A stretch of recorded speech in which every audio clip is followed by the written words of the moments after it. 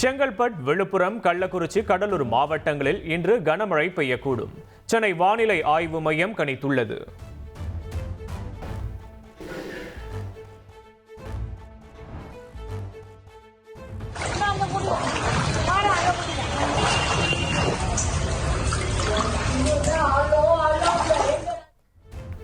மதுரையில் கனமழை காரணமாக ஆரப்பாளையம் மஞ்சள்மேட்டு பகுதியில் வீடுகளுக்குள் மழைநீர் புகுந்தது. சிம்மக்கல், மாட்டுத்தாவணி உள்ளிட்ட பகுதிகளிலும் நீர் தேங்கியது.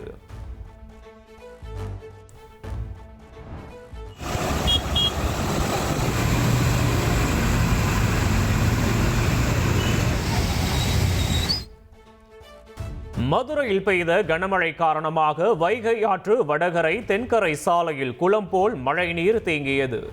வாகன ஓட்டிகள் கடும் அவதிக்கு ஆளாகினர்.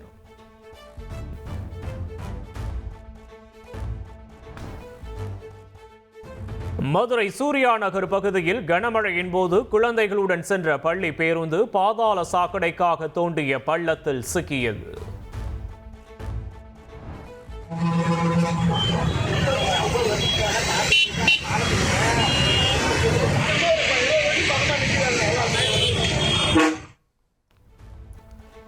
சேலத்தில் கொட்டி தீர்த்த கனமழையால் சென்னை கோவை தேசிய நெடுஞ்சாலையில் மழைநீர் தேங்கியது. சுமார் 1 கிலோமீட்டர் தூரத்திற்கு குளம் போல் தேங்கிய நீரில் வாகனங்கள் ஊர்ந்து சென்றன. ரஷ்யாவிடம் கச்சா எண்ணெய் வாங்குவதால் இந்தியா சீனாவுக்கு 100% அளவுக்கு வரி விதிக்க வேண்டும். ஐரோப்பிய நாட்டு அதிகாரிகளுடன் அமெரிக்க அதிபர் ட்ரம்ப் பேசியதாக தகவல் வெளியாகியுள்ளது. இத்தாலிய பிரதமர் ஜார்ஜியோ மெலானியுடன் பிரதமர் நரேந்திர மோடி தொலைபேசியில் உரையாடினார். ஐரோப்பிய ஒன்றியத்துடனான வர்த்தக ஒப்பந்தம் குறித்து ஆலோசனை மேற்கொண்டார். நேபாள ராணுவம் ஊரடங்கை அமல்படுத்தியதால் மக்கள் வீடுகளில் முடங்கினர். போராட்டத்தின் பெயரில் கொள்ளை உள்ளிட்ட சமூக விரோத செயல்களை தடுக்க நடவடிக்கை எடுக்கப்பட்டுள்ளது. நேபாளத்தில் இடைக்கால தலைவராக அந்நாட்டு உச்ச நீதிமன்ற தலைமை நீதிபதி சுஷீலா கார்கி தேர்வு செய்யப்பட்டுள்ளதாக தகவல் வெளியாகியுள்ளது.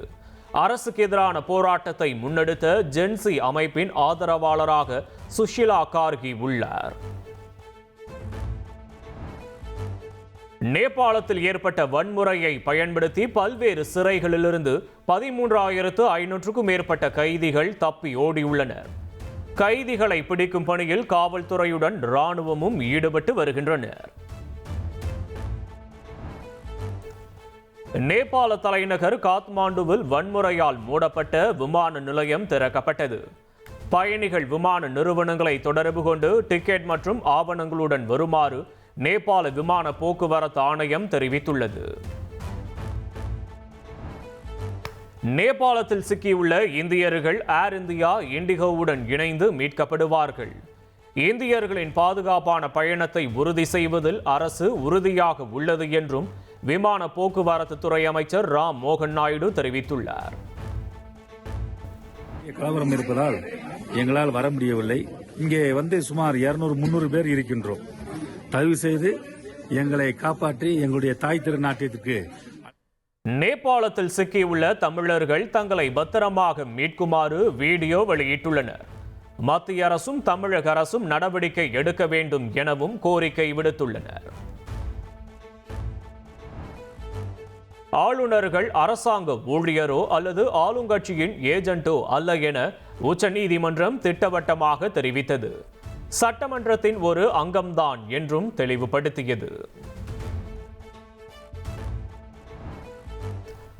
ராமநாதபுரத்தில் ஹைட்ரோ கார்பன் இருப்பு குறித்து ஆய்வு செய்ய ONGC நிறுவனத்திற்கு சுற்றுச்சூழல் அனுமதி வழங்கிய விவகாரம்.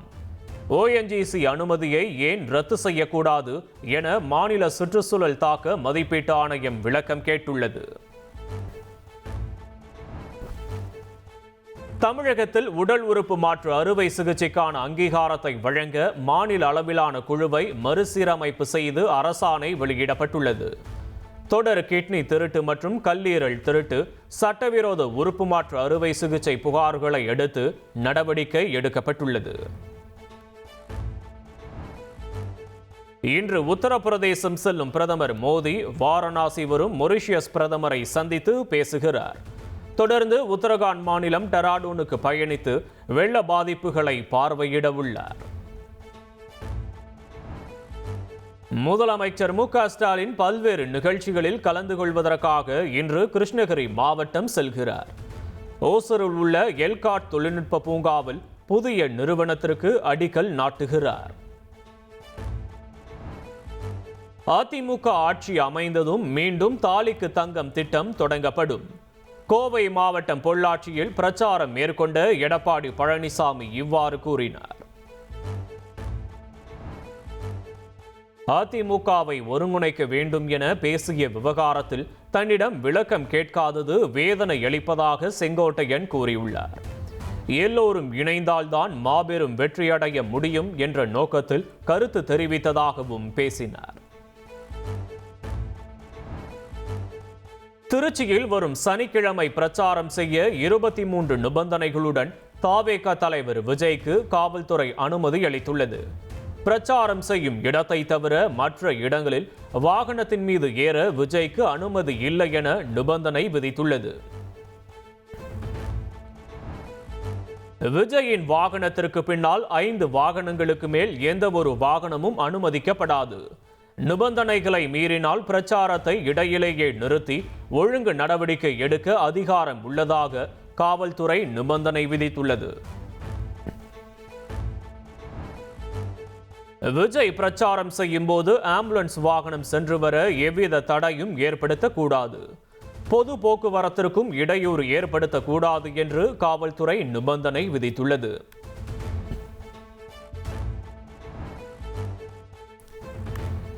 அரசு ஊழியர்கள் ஆசிரியர்களின் பணி வருகை நிலை பட்டியலை அனுப்ப தலைமை செயலாளர் முருகானந்தம் உத்தரவிட்டுள்ளார். பல்வேறு கோரிக்கைகளை வலியுறுத்தி இன்று தற்செயல் விடுப்பு போராட்டத்தை அறிவித்துள்ள நிலையில் நடவடிக்கை எடுத்துள்ளார்.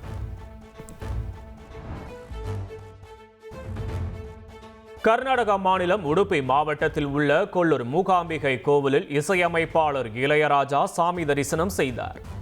4.5 கோடி ரூபாய் மதிப்புள்ள வைர கிரீடத்தை நன்கொடையாக வழங்கினார். தமிழக அரசு சார்பில் இசையமைப்பாளர் இளையராஜாவுக்கு வரும் 13ஆம் தேதி பாராட்டு விழா. சென்னை நேரு உள்விளையாட்டரங்கில் நடக்கும் நிகழ்ச்சியில் முதலமைச்சர் ஸ்டாலின் பங்கேற்று வாழ்த்துகிறார்.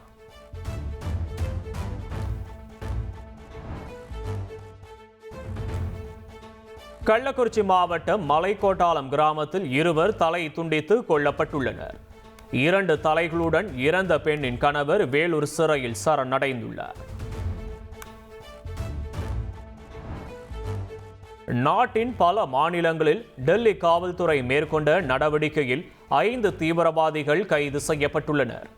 பெரிய பயங்கரவாத சதி திட்டம் முறியடிக்கப்பட்டதாக விளக்கமளித்துள்ளது. பிரான்சில் இமானுவேல் மேக்ரான் பதவி விலக கோரி போராட்டத்தில் ஈடுபட்டவர்களுக்கும் பாதுகாப்பு படையினருக்கும் இடையே மோதல் வெடித்தது. கண்ணீர் புகை குண்டுகளை வீசி போராட்டக்காரர்களை போலீசார் விரட்டியடித்தனர்.